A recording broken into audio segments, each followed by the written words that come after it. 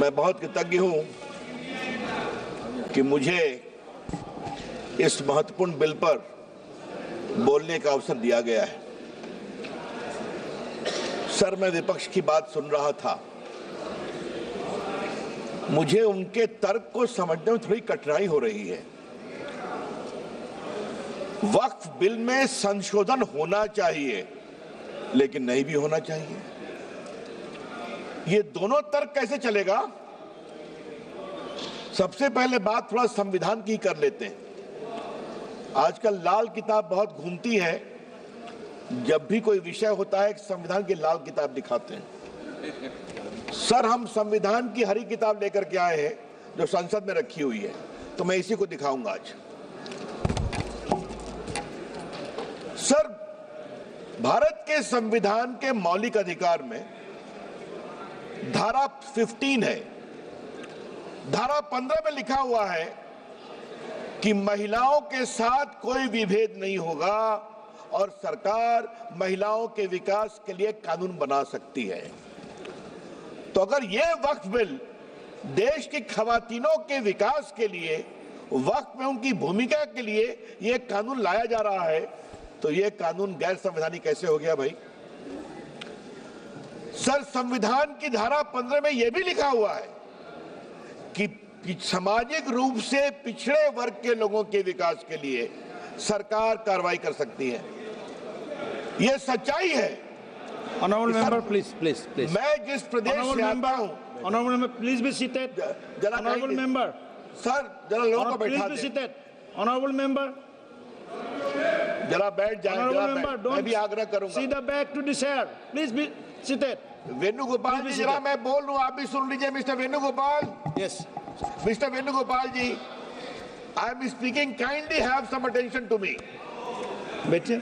Sir, मैं ये कह रहा था कि मैं जिस प्रदेश बिहार से आता हूं, वहां बहुत सारे पिछड़े मुसलमान हैं।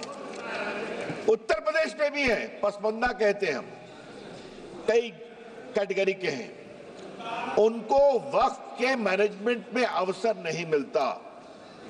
और अगर संविधान की धारा 15 के आलोक में इस बिल में इस बात का प्रावधान किया जा रहा है कि पिछड़े मुसलमानों को भी वक्फ में जगह दी जाएगी, उनको जगह दी जाएगी, तो परेशानी क्यों है इनको?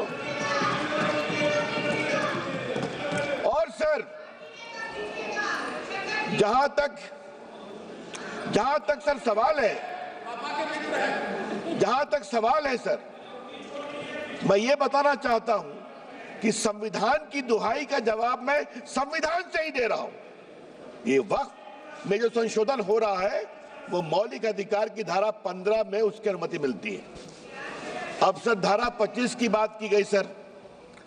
अब हमारे विपक्ष के उपनेता को मैं सुन रहा था, आपने धारा 25 का जिक्र किया, तो धारा 25 का क्लॉज 2 भी पढ़ लीजिए मेरे साथ।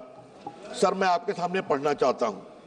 Nothing in this article shall affect the operation of any existing law or prevent the state from making any law regulating or restricting any economic, financial, political or other secular activity which may be associated with the religious practice।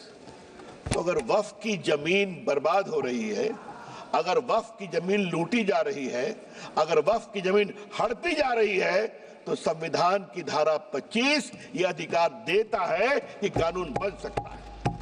तो कृपया करके कोई अगर आप धारा संविधान की coat करते हैं तो पूरी की पूरी कोट करें। सर, मैं प्रावधानों पे आने के पहले एक और बुनियादी बात उठाना चाहता हूं। वक्फ के माने क्या है सर? माननीय मंत्री जी ने विस्तार से बताया है। Waqf is not a religious body. Waqf is just a statutory body. वो कोई धार्मिक संस्था नहीं है, वो सिर्फ एक वैधानिक संस्था है। सर, दूसरा सवाल आएगा सर। अच्छा, आप अपने पारी का इंतजार करिए ना। You are a very eloquent speaker, I know, wait for your turn. Sir, इसी से एक और सवाल उठता है सर, मुतवल्ली की क्या भूमिका होती है? आज मैं चाहता हूं इस बात को सदन में रखूं और सदन के माध्यम से देश में जाए।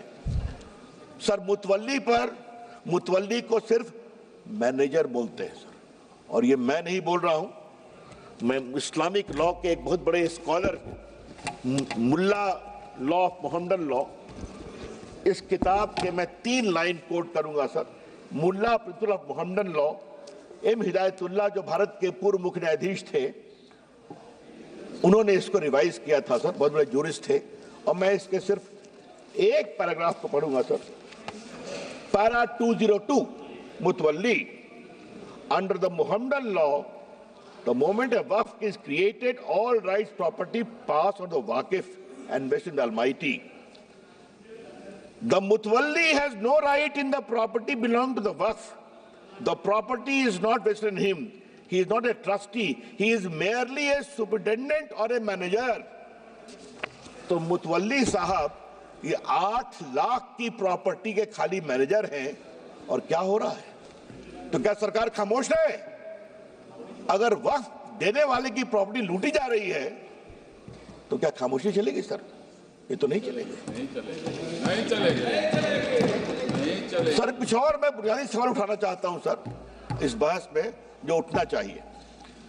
ये 8 लाख संपत्ति है, इसमें कब्रिस्तान भी होंगे, इसमें मस्जिद भी होगी सर। आज मैं ये सवाल इस संसद के सामने उठाना चाहता हूं, कितने स्कूल बने वक्फ की संपत्ति पर, कितने अस्पताल बने वक्फ की संपत्ति पर, कितने स्किल सेंटर खुले वक्फ की संपत्ति पर, कितने अनाथालय खुले वक्फ की संपत्ति पर, कितनी बेवा विधवा बेटियों बहनों को सिखाए गए सिलाई कढ़ाई जीने का तरीका, गिनतियों पर भी आएगा सर। तो ये बार बार जो वक्फ की बात बोलते हैं, अगर आज इस कानून के द्वारा वक्फ की जमीन को रेगुलेट करके उसकी प्रॉपर्टी में फंडिंग अच्छी आए और उस जमात के लोगों के लिए इसका विश्वास बढ़े, तो इनको परेशानी क्यों होती है सर? सर, इस परेशानी की मैं वजह समझता हूं सर, और अब मैं इस परेशानी की वजह पर आ रहा हूं सर। दिल से तो कहते हैं कि हम चाहते हैं संशोधन हो, लेकिन राजनीतिक मजबूरी इनके पैर पीछे खींचती है सर। बहुत सालों से राग वही है, सुर वही है, तीखापन वही है, भाषा वही है। और मैं 3 उदाहरण देना चाहता हूं सर। याद करिए, शाहबानो के केस में जब सुप्रीम कोर्ट ने एक निर्णय दिया कि शाहबानो एक डिजर्टेड वाइफ थी, उनको कुछ 100 रुपये मिले, तो सुप्रीम कोर्ट के फैसले पर हो हल्ला किया गया। यही लोग हैं। और सर, उस समय राजीव गांधी इस देश के प्रधानमंत्री थे, 400 का बहुमत था, मात्र एक बेवा मुस्लिम 75 साल की महिला को कुछ 100 रुपये दिए गए, क्या हंगामा खड़ा कर दिया गया। और सर, आज जब मैं शाहबानों पर बात कर रहा हूं सर, तो मुझे अपने दोस्त आरिफ मोहम्मद खान के बारे में कुछ बोलना है सर।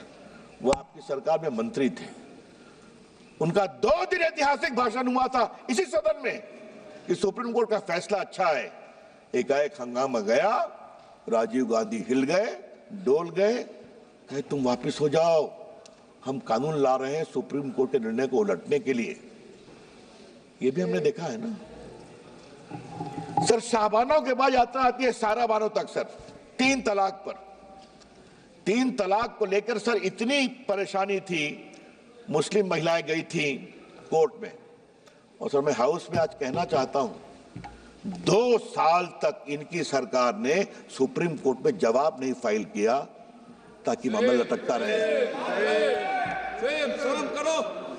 और आज सर, मैं बड़े गर्व के साथ कहता हूं कि जब 14 में सरकार आई, तो माननीय प्रधानमंत्री जी ने मुझे कानून मंत्री बनाया था, तो फाइल आई कि सरकार जवाब फाइल करना है, सुप्रीम कोर्ट डांट लगा रहा है।